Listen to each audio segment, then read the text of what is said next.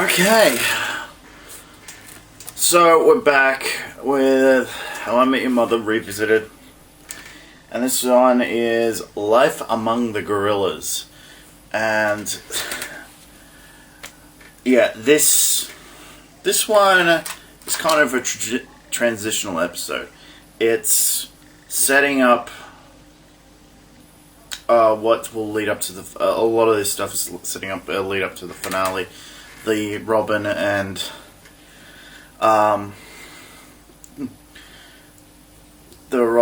Ted thing, and the whole Marshall and Lily thing. Marshall still trying to make himself worthy of Lily in his view by wanting to make money by working with Barney. Not a lot of ha-ha moments with this. Really, there's a few jokes, but nothing that really would stand out. Except something I thought was like really weird. Clearly, they wanted to do more with it, but basically, Marshall's wearing a gorilla mask and looking in a mirror, and that's funny. Basically, this sets up why Marshall wants to be an environmental lawyer, because as a young boy he read this book about and liking gorillas in the mist who ended up living with the gorillas. So for a while, he read this book, and she told him he ended up going to a college and meeting her, and she said by the time he wanted to be an anthropologist that all the gorillas would be dead. And probably kind of a lot of people thought that at the time. So that was really interesting. It's like introducing something about the character and showing why he's the way he is, which is sometimes really good, and you just got to show that. That's something about the early stage of this show they would do, is show that sort of thing.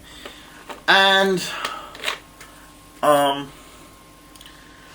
yeah, this is really kind of interesting in that respect. So this mainly follows Marshall's descent into using that in a really awkward way to sort of succumb to peer pressure and change himself so he would fit in with the other people where Barney works,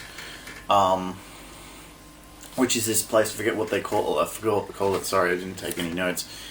That does the yellow fuzzy stuff on the outside of the tennis balls, which is really weird. They make that, but apparently they make like a lot of doomsday weapons as well. But they want people to focus on the fuzzy stuff. That was actually one of the funny jokes of this. So the side story concerning Ted, that's really a weird sound. Concerning Ted is he's trying to still keep up this long distance relationship with, oh god, I forgot her name now. Ashley Williams' character. For some reason I got something else's name stuck in my head.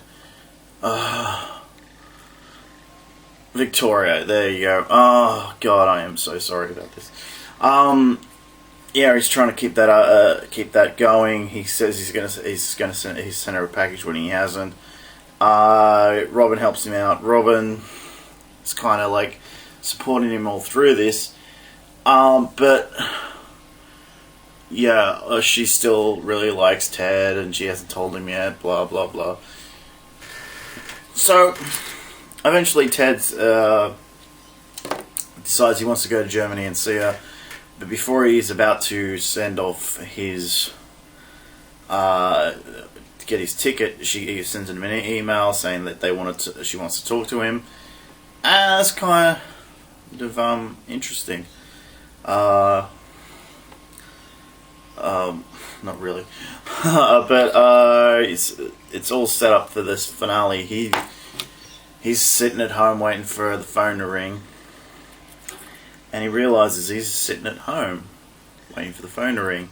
So he ends up going out, hanging out with Marshall for a little while, then comes home at about 2 a.m., which sets up the sets up the cliffhanger. He says, "So, you're sitting at home.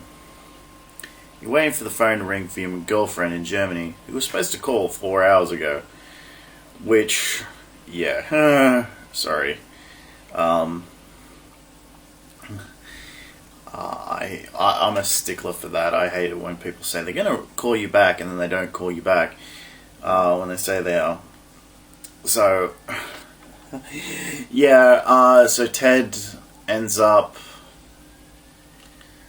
going back home, and he says that, I was waiting for the phone to ring. And then he gets a call from Robin asking if he wants to come over. What do you do? So that sets up a cliffhanger here, which was actually at the time was really interesting, because I think everyone at this time really wanted to see Ted and Robin get together, even though they knew it was doomed. Everyone probably knew, no, we want to see this. We want to see why this is a mistake. And yeah, that's kind of the thing. Here we go.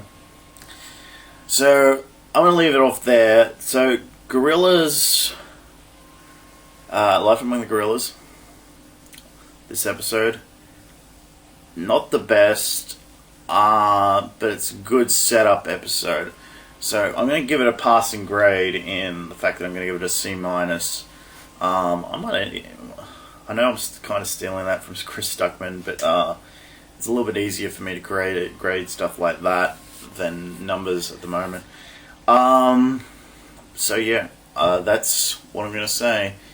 It's pass, but not great. Alright, see you all later.